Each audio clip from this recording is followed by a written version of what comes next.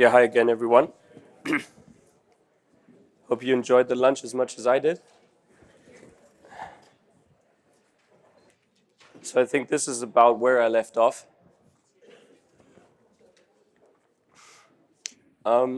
So I was explaining to you how fermentation works, and I wanted to continue with what does it actually mean when you see on the bottles. I'm not sure if you've seen a product that contains, you know, biologics, either bacteria or fungi.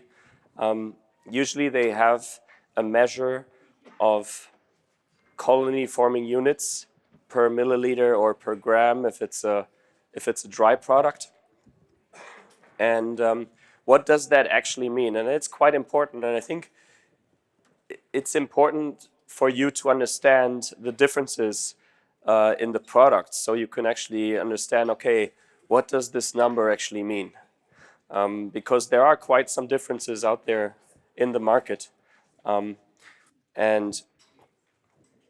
I think that's also something that sets us apart compared to what the competition produces, and that's something we also take some pride on, because we've really worked hard on optimizing the fermentation of all these strains to keep our production at a very high concentration.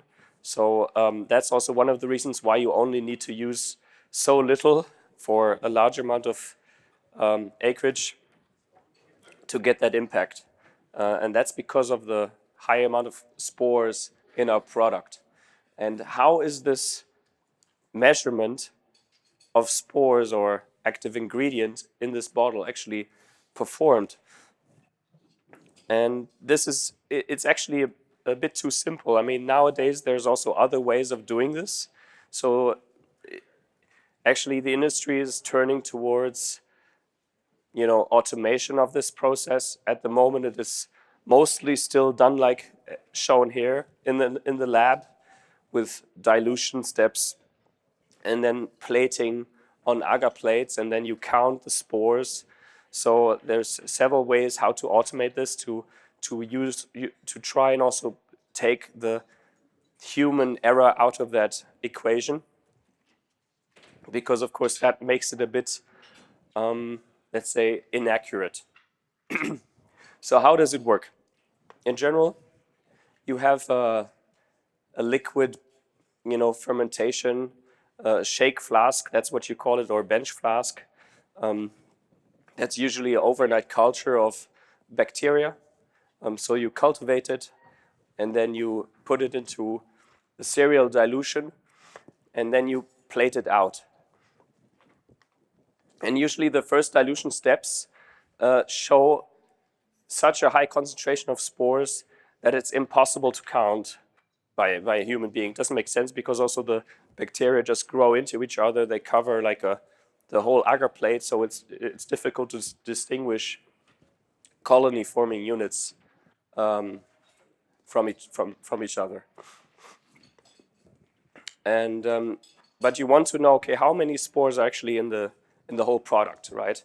So you have to dilute it down several steps. Usually it's around 3 or 4 steps where you can actually tell the colonies apart, and then you can then multiply it by the dilution factor, and then you know how many spores in total are in that whole bottle per milliliter or per milligram if it's a dry product. And in our case, it's usually 2.5 times 10 to the 10th. That means you can see that number around here. This is 147 times 10 to the third, which is very low. We have 2.5 times 10 to the 10th. That means it's 25 billion spores. So it usually is colony forming units. In our case, a spore is a colony forming unit, because it can germinate and then you have a colony. So that's the amount of spores you have in our product. And that's important for you to know. So you know that some products have these high concentrations. Other companies have very low concentrations, and you have to use a high dosage to get a similar impact on your field. I think I'm going to grab something to drink. It's a bit excuse me.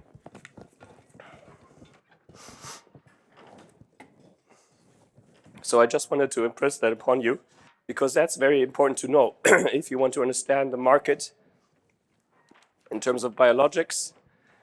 If you understand this and you can understand the concentration of active ingredient and you can tell them apart, it's important for you to know that. Now I want to show you just, okay, how does liquid fermentation work? Because that's what we do. We have big tanks. It's actually not much different than you see if you look at, let's say, a compost tea brewer, just a bit more sophisticated. Usually you have a big, metal tank, and you have, some impellers in there, and you have other instruments. You have heating instruments. You have usually lines of pH up, pH down, like a basin acid inputs, so you can adjust the pH.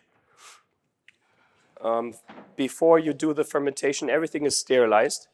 Usually you have a clean-in-place system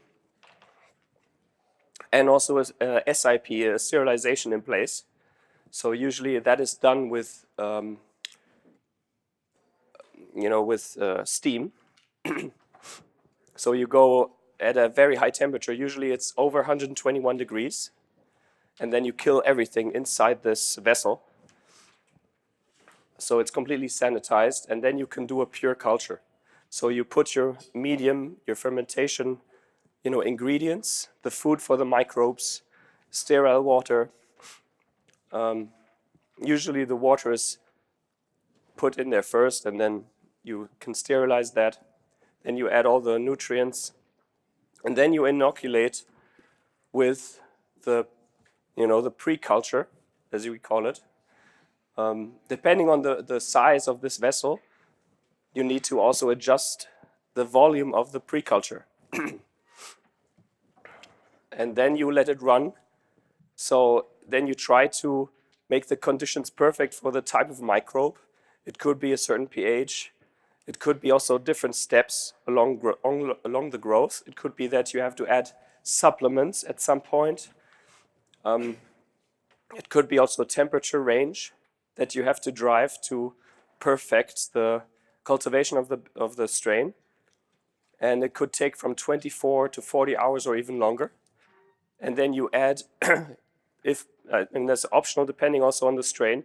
If it's a bacillus strain, you would add a heat shock to it because you want to induce the spore formation.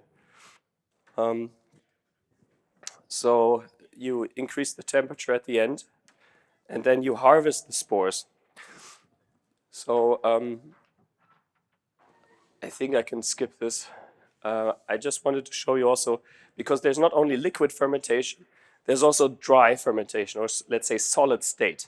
That's the correct term for it. It's actually some of the sister companies we have in the group, they use solid state fermentation. You can use it to grow bacteria. A lot of fungal products, beneficial fungi, are produced using solid state fermentation. So you have usually layers of beds or trays on top of each other. Usually it could be like something that looks like a CC card. I don't know if you call them CC card here as well. These trolleys that usually are used also in plant nurseries, where they're on wheels and you have several layers on them. You can put plants in them. They're used with trays of media, substrate, for the mushroom to grow on.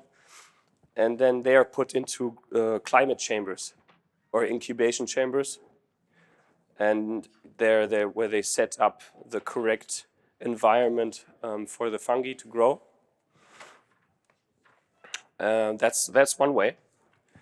We have a sister company in South Africa that does it like this. They do trichoderma, but there are also other ways. Of course, there's like pros and cons to each method. For fungi, this method is very good. You can also do, a bacillus using dry fermentation, but the problem will be that you cannot achieve the highest concentration of spores. It's not as efficient as liquid fermentation, and that's why we stick to liquid fermentation. Here you see, let's say, the overall process again, what kind of inputs you have.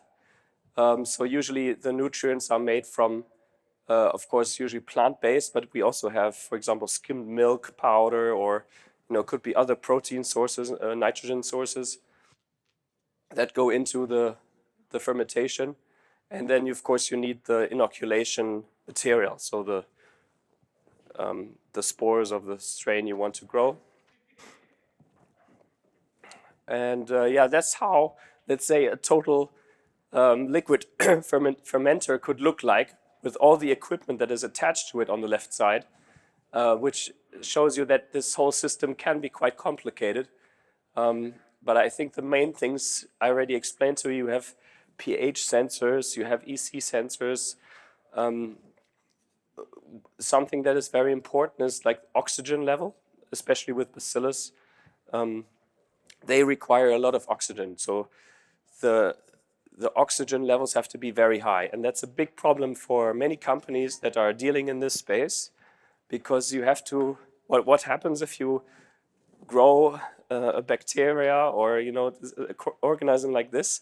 Maybe you have someone, probably lots of you have dabbled with compost tea brewers.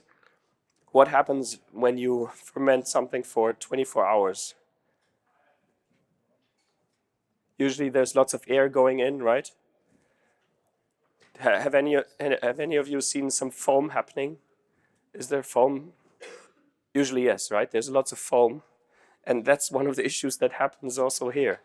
So, and companies or manufacturers have to find a way to deal with all of this foam. And usually there's a separate sort of injection part here, where they use certain compounds that react, or let's say that reduce the amount of foam. That's also usually the most critical company secrets of these production companies, what kind of anti-foam material they use. And also you have a mechanical foam destroyer usually here in the stirrer. So there's usually some blades in there that sort of mechanically destroy the foam while it's being produced. So you sort of have to handle that. And usually during, when companies start out, or when people get into, producing bacteria in this way, there's some learnings on the way. And our CEO, he often said that, there were foam parties. That's what he called them. Because it could happen that if you can't deal with it properly, that the foam goes somewhere, and it could be that, it could be in the whole production area. You'll have a lot of foam. So yeah, that's one of the things that is very critical. And then we come to the downstream process a bit, because what we spoke about before was upstream. Upstream means that what goes into the fermentation tank. And then we have to think about, okay, how do we harvest all the spores? So it's a bit complicated, but maybe I can just give you sort of the gist of it. So up here you have the fermentation broth, and then you could go, separate ways. How do you collect the bacterial cells from the liquid? Usually you do it with a centrifuge, right? So you harvest the whole slurry. It's like the fermentation broth, and then you send it into a centrifuge, and that separates the liquid from the solids, right? And the spores will be in the solids. In the fermentation broth will be in the supernatant, there will be, let's say, water, of course, mostly, some metabolites, and maybe some remains of the medium. Yeah, and that's also a critical step because you want to harvest the active ingredient, which in our case is the spores. So yeah, that is very important. And then from there, so this was already the last slide in this section. From there, you could, I have it, I think, in a different slide. You could then decide, okay, do you want to have a liquid product or do you want to go into a dry product? So if you would want to go into a liquid product, you could directly from the centrifuge, you would have then like a very thick bacterial slurry. So it will be like, probably look like cake, right? Or like mud, very thick. And this you could then mix with a certain conserving agent, maybe some water, and then you could use that as a liquid product.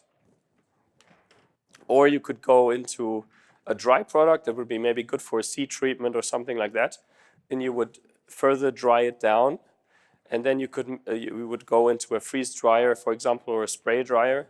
And then you could put it into a mix of, let's say if it's for a seed treatment, you would use something that mixes or that is good for seed coating.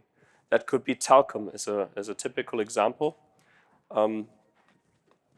If you would want to use something for a substrate, if you want to mix it with your soil, for example, you could use something that is like a sugar-based carrier, and that would be dextrose, is a typical compound that is used. So I'll quickly jump into the other presentation. So we finished this one. So now I wanted to speak a bit about the history of Abitep and as well explain you what is Abitep actually and what is Andermatt, right? So I work for Abitep, but Andermatt is our mother company. They are the majority shareholder of Abitep. Yeah, I know we'll get into this a bit more. So this we already did in the other one. So here, Andermatt Group. This is a company based in Switzerland, and they bought the majority of us in 2019. And yeah, they are sort of a spin-off from a university. They are the founders are a couple, a Swiss couple that developed products based on baculovirus. And baculovirus are products that are used to kill larvae of, for example, certain moths that attack apples. And that's how this company became very famous. And they started buying up also other companies that specialize in biological solutions, including us at some point. So yeah, we have a worldwide network through them. This is the business areas they work in, mostly crop production, similar to us. Then they have a home and garden division, pest control, bee health, and farm animal health. So now I want to explain to you a bit something about Abitep. First of all, Abitep is an abbreviation. And I can try to translate into English. It's this Agro-Biotechnological Development and Production. That's what it stands for. And it goes back to a research center that was founded by the GDR back in the 1950s. I think it was 1950, was it 3, right? Oh, no, 4. When the FZB Biotechnik, that's what it's called in German, was founded by the GDR. And the reason why they founded it was they didn't have the same access to inputs, agricultural inputs, like the West did, and they needed to find ways how they could, catch up, and wanted to, drive innovation in this space. So they founded this biotechnological center to investigate different options in biotechnology for agriculture. And quite early on, we had lots of collaboration with universities, especially in the 80s, where we collaborated with the Humboldt University of Berlin. And yeah, major research, or let's say pioneering research, was done there on the bacillus strains. And that's where they found out, okay, wow, these strains are, you know, closely associated with plants. They are growth promoting. They found out all these things, and that's why FZB42 is a model organism. And you find, if you put that into Google Scholar, there are hundreds and hundreds. I think there are like 200 to 300 articles on FZB42, and it's used as a control organism because it's known to be a plant growth promoting strain. So if, you know, some researcher wants to finds a new bacteria that they think it could be a growth promoting strain, they compare it to FZB42 because it's like a, you know, positive control. Yeah, and then of course, you know, in Germany there was this reunification, and all the stately run, you know, companies were privatized. And what happened back then very often was what you called, in German was called Treuhand. That means that bigger companies from the West, they just bought, you know, big groups of, like, packages of companies from East Germany. And that's also what happened to FZB. So it was then run by a company from the West that wasn't really super interested in what we were doing there. We were just part of the package. And yeah, so in 2005, they actually wanted to get rid of the company. They were dealing in a completely different industry. And then 3 employees of FZB then founded Abitep. And that's what we are now. We're in the same building. But it was sort of like a rebranding. And then, yeah, Andermatt then started to acquire shares. And in 2019, they are a majority shareholder. And through them, we have, of course, much bigger outreach because they have this big network. On the left side, you can see all the sister companies we have. I think in the next slide, I'll show you each one real quick. But actually, if you combine, let's say, with all the distributing partners we have, like, we sell our products all over the world. Of course, mostly to South America, North America, and Africa, Asia, not too much, and of course Europe a lot. Here you can see an overview of our sister companies. It's a bit outdated because we also have one in Argentina, and we have, yeah, the Argentinian one is the newest, I think. It's not on there yet. And of course, worth mentioning here, we have Nico here from Andermatt, Canada, who has actually made this happen, that I come here and speak to you guys. So here are the business areas of Abitep. Our main business area, similar to the Andermatt group, is products for agriculture. So plant protection agents and biostimulants, first and foremost. Then we also do toll production, and this is mostly lactobacilli. So we produce bacteria for other, you know, companies, customers. There's a question right there, I think. No? Sorry? Thanks, okay. I'll hurry up. I'm always much slower than I thought. Okay, so we do lots of R&D projects, and we also have a biological cleaning agent range, and we have a compost accelerator. So this is some pictures of some of our fermenters. On the right side here, you see a freeze dryer. That's how it looks like. It's also stacks of beds where product can be dried very quickly, made into a powder. Some pictures of our lab. This is one of the most critical machines we have here in the middle, the picture.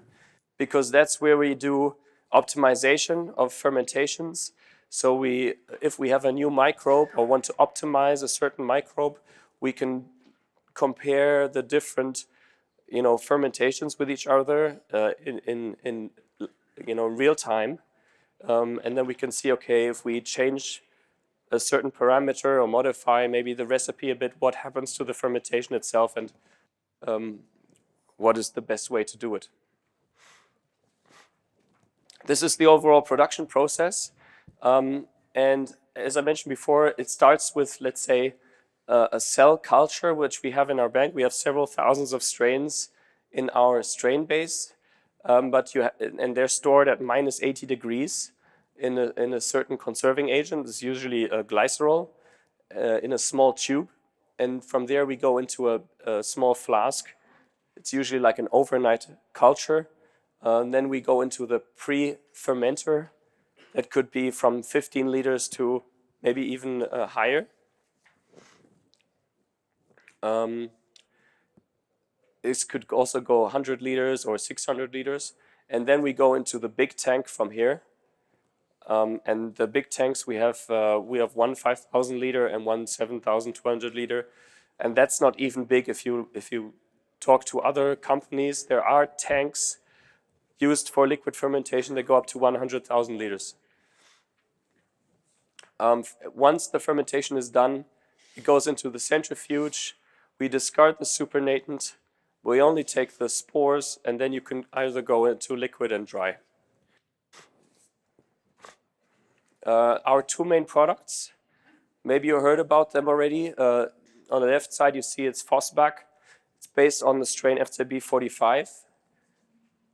And the special thing about this strain is that it has a very high activity of these two important enzymes that are involved in the phosphate mobilization. So that's why we market this product as a biostimulant and especially good at mobilizing phosphates.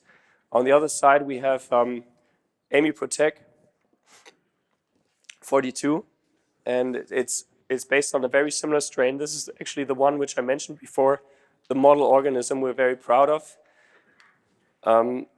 And this one, we know it has a high amount of metabolite production, especially targeting pathogenic fungi.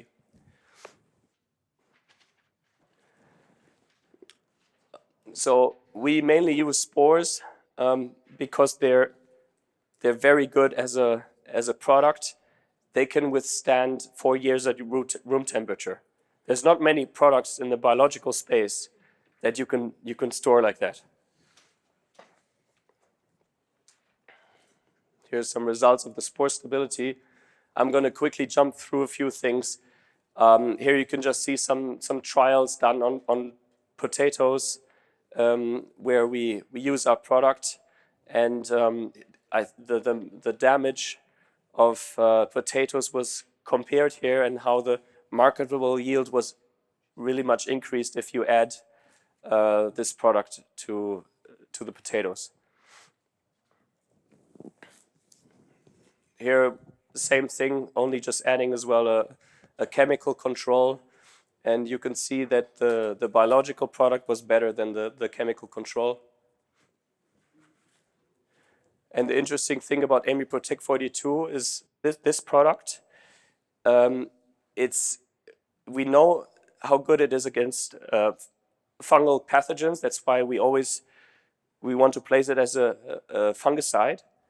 But we know it can also produce this plantasolicin compound, which is active against nematodes and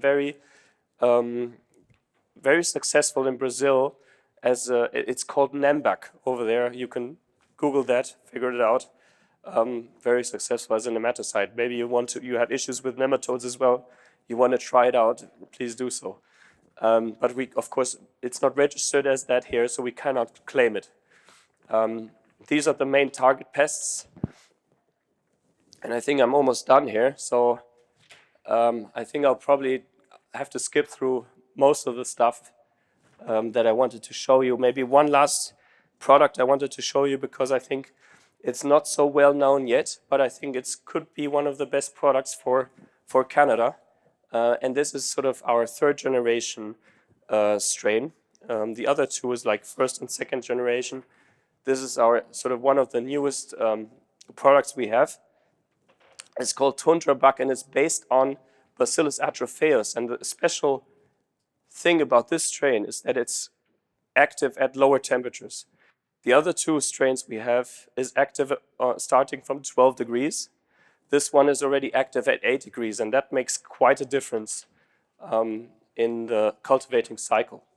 But it's a biostimulant, so it does very much similar things like the other two strains, mobilize nutrients, and yeah, we think it could be very good for the Canadian market. So I think I'll probably leave it at that. I don't want to run too much over time. Here, just to corroborate with what I just showed you, just the trial data with this strain. So you can see that just the early growth is much better.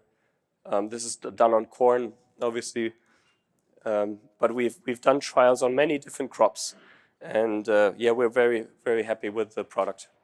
So I think I'll leave it at that. Thank you very much. If you have any questions, please go ahead.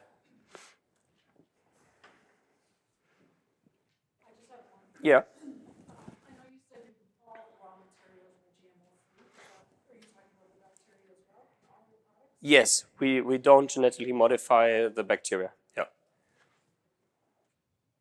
I mean, our company is against GMO a bit. So, I mean, I cannot, promise it's going to be like this forever. It also depends on policies.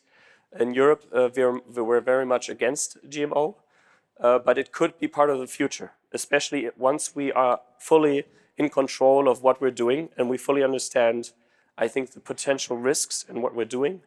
I think then it could be, more market viable, and I think in the future it could be, because you could, manipulate bacteria in a certain way that maybe you want to have a certain metabolite upregulated, or something else. Maybe you want to have a foliar fungicide, and you know that a certain metabolite is very good against botrytis, or a certain pest.